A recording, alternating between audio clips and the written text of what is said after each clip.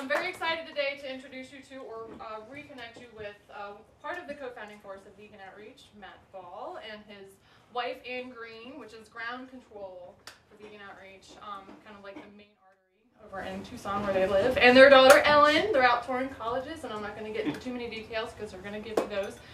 So I just want to say thanks, and as you all probably already know, I am Nikki, and I am the local Southern California Outreach Coordinator for Vegan Outreach, and I've been officially here over a year, officially a resident for about 10 months, so it's an honor to be here, a part of the vegan movement force that is Southern California. So thanks again for your support, and I look forward, as with you, to listen to our local leaders. So where did Ann Green go? There she is. Okay, Ann Green. Oh, restrooms that way. Cell phones on polite. Yes. And we're going to bar the door right now. Okay, I just have a few notes. We're not going to speak very long. We hope to have enough time for questions and discussion and just general milling about. I'm Ann Green, and I have been the Director of Development and Programs for Vegan Outreach for the past almost 4 years now. And how many of you have heard of Vegan Outreach? Oh, mostly everybody. Excellent. Well, I'll just review that our mission is to, given our current resources and time, to maximize the reduction of suffering in the world. That's what we do. So, thanks for coming. I am delighted to be here and to meet all of you. And I just want to point out a couple people that have been instrumental in getting Vegan Outreach going, besides Nikki, you know. Yvonne and David are big supporters. Armighty is a big supporter and leafleter, as is Yvonne. Michelle Christensen, a very big supporter. And let's see, Todd, he was on Team Vegan, which we're going to run again this year. So a lot of people, oh, and Stuart, oh gosh, he's it's the beard. It's the beard. Stuart Solomon, he's a full-time high school teacher and a full-time dad, and he has, I need my reading glasses, this is seriously embarrassing. He has distributed, as a volunteer for Vegan Outreach, over 285,000 booklets. Wow. I don't tell you that to make you feel uncomfortable because, you know, not all of us are leafleters. You know, not all of us are people who are out there handing out booklets. So if you can't leaflet, you can donate. And if you can't leaflet 285,000 booklets, you can hand out 50 on a campus or at a concert. You can stock bookstores. A lot of things you can do. Anyway, let me see. Sorry. I'm nervous. I taught German for 20 years. And so, you'd think I would know what I'm doing here.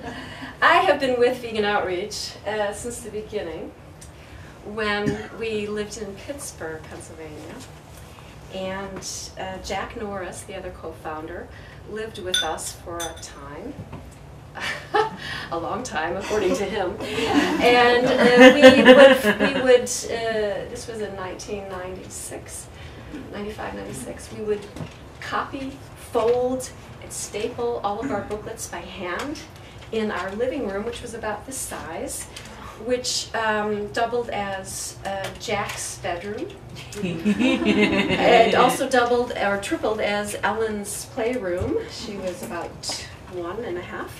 And the TV room and the Vegan Outreach World headquarters. We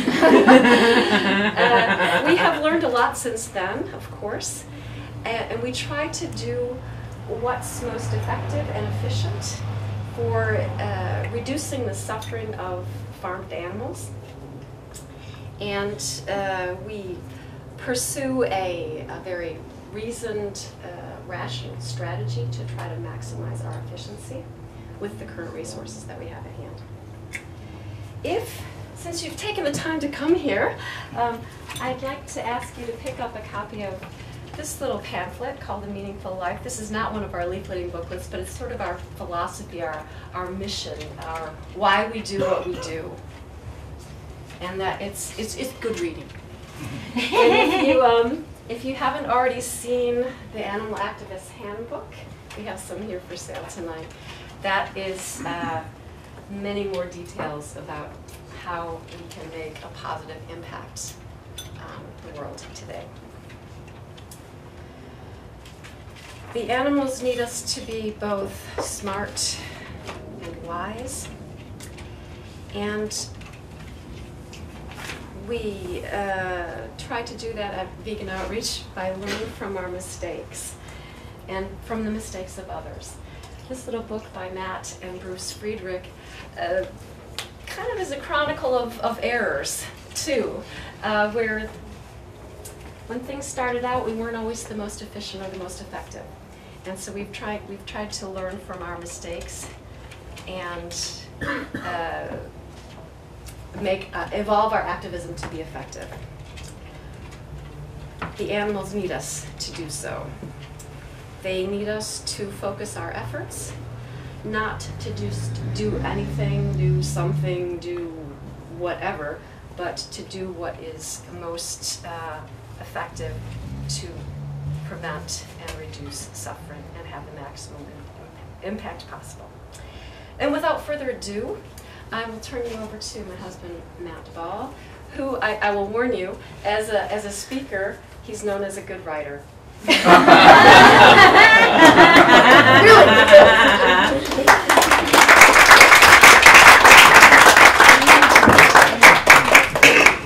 I want to point out just one more number.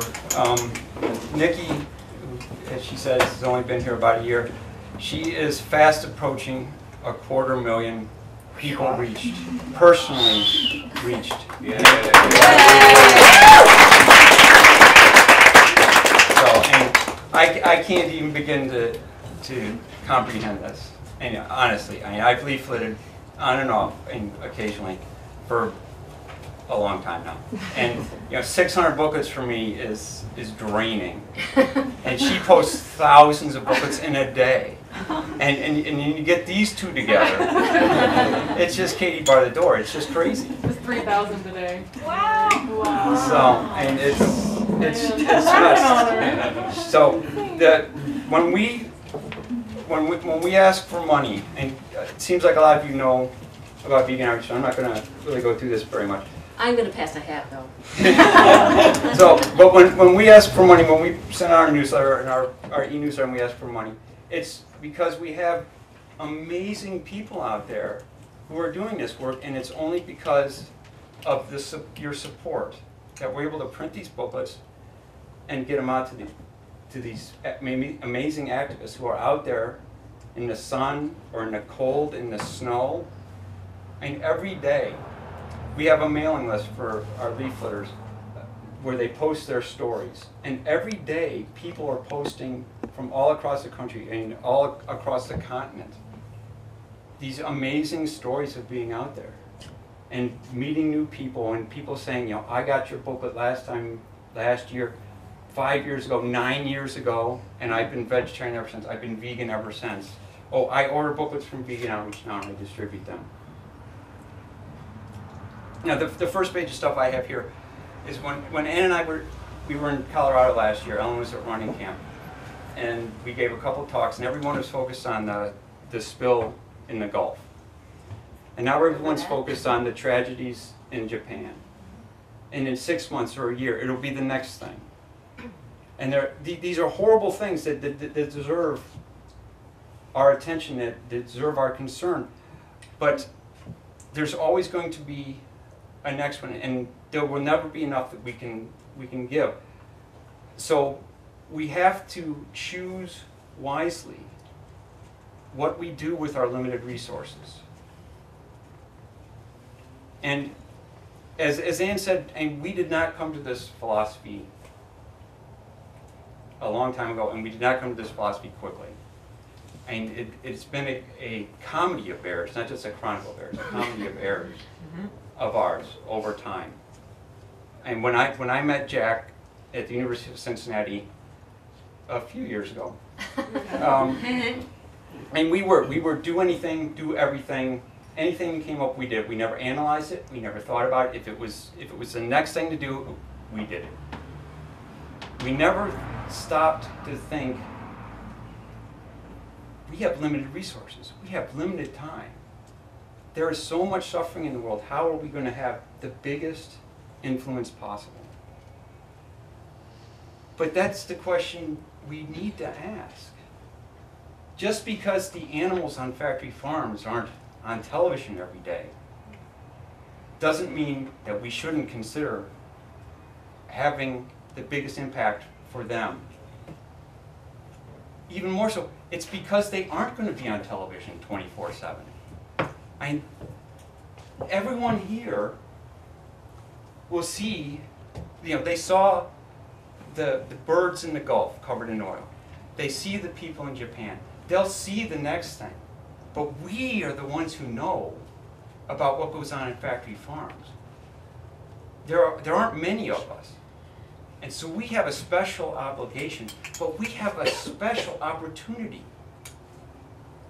We have people say, oh, I'm so pessimistic, or we can't have an impact.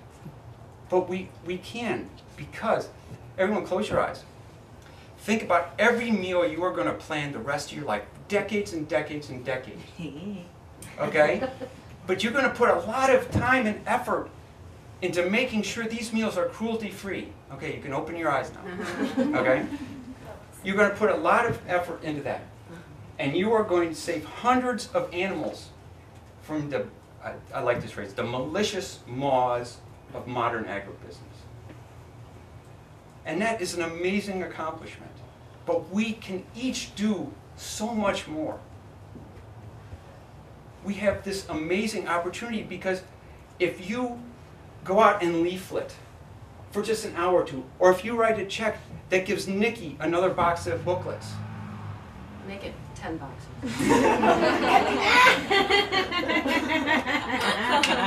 And just one person goes vegetarian from that, you will double the impact of every choice you will make the rest of your life. And that is amazing. And when you're taking basic financial literacy, they say, look at what compound interest does. But that's nothing compared to what effective, focused vegetarian advocacy can do. It allows for exponential returns. And if you convince one person, and they convince another person, and they convince another person, and this is, every person is 100 more animals saved over the course of a few years, hundreds and hundreds over the course of a lifetime, and they're setting an example, and they're creating demand for the next Boca Burger, the next Gardein, the next vegan restaurant. And I've been vegetarian for a while, and let me tell you, it is so much different now than it was. And Ellen has no idea what it was like. None. And it is so much different today. And I know that we evolved to think in the short term, to deal with the short term. And it can be so frustrating at times. But things have changed so much. The various food services that survey college campuses have shown a huge increase in demand for vegetarian food in ever since Adopt a College was launched officially in 2003. And Bon Appetit found that from 2006 to last year, 50% more vegetarians on college campuses. Number of vegans doubled. And this is crazy great stuff here. And we, each one of us, can be a part of it. We don't have to hand out 300,000 booklets. We don't have to write the giant checks. But every one of us can be a part of this. And vegan outreach is not one person. It's not one office pursuing their campaign in their area, or their particular initiative, or their particular sanctuary. It's everyone across the country. It's thousands of people. And each one of them is vital to it. Each one of them is going to be the person who changes the person tomorrow, that changes the person the next day, that changes 3 people the next day. And this is the power of what we can do if we decide to focus our activism, to focus our limited resources, and to say, I am going to make the biggest difference I possibly can. And I hope you choose to do that with Vegan Outreach. Thank you.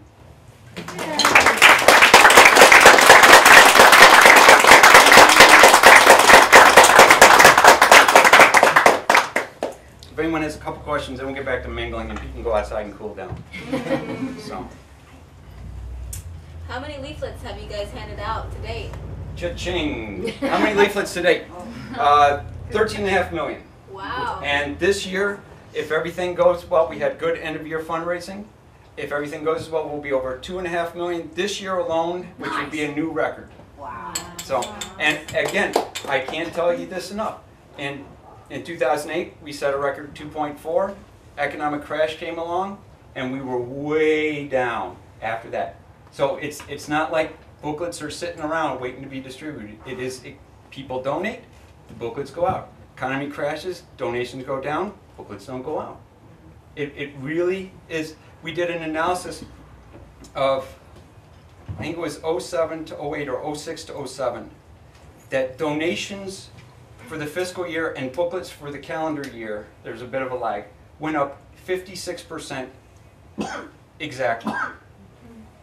Okay? And so you can know that your support of Vegan Outreach doesn't go to an endowment, and trust me, it doesn't go to big salaries. Okay?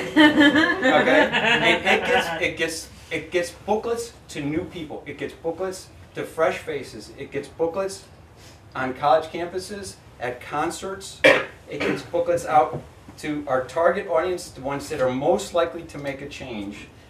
And that's, again, that's why we focus on them, because they're most likely to make a change. They're at a position in life when they're questioning authority and they have many more meals ahead of them. Obviously, not every college student is going to change, but you just ask the people who are making money selling colleges food. I mean, this is going on right now.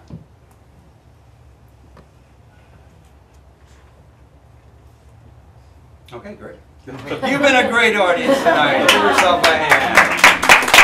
Okay. I'll be here, Ann will be here, Ellen will be here if you want to talk about running. Or dogs. Or dogs, especially dogs. So, everybody, I have a sign-in sheet on the table in here. If you want to join your leafleting or you just want to get on our e-newsletter, the clipboard is out on the table. And sample some of the literature, see if you want to snag some and pimp them out. Nice. Or keep them in your purse or your bag, or, do that, you know, or go to the, when you go to the library, there's often a free literature section. Put them there, and you don't have to. Again, you don't have to lug 20 boxes to a campus. With an Yvonne. Can I just add to that really quickly? One place I like to take leaflets is whenever I travel. So I stick them in the seat back pockets of planes and leave them around the airport. So that's no effort at all. or restaurants. When we pulled in to Mountain View Saturday, we went to Garden Fresh, and there were 2 girls, 2 young ladies. One was just a girl, and one was maybe upper teens, sitting there reading Vegan Outreach booklets. First thing we saw. First thing we saw when we got out of the car in California. We just have this huge army of volunteers that we don't even know who are distributing booklets on campuses, at concerts, libraries, traveling. We have people take them on vacation, and you know, anywhere you go, just have some in your Doctor's bag. offices. Doctor's offices. Long lines. Right, yeah. You know, hey, you want something to read? Show with their hot dogs. You know, and it can be something that you just do in the course of a day. So, thanks for coming. Thanks very much. It's a freaking weeknight, so thanks to everyone for coming out. Thank you. It's great. Thank you guys.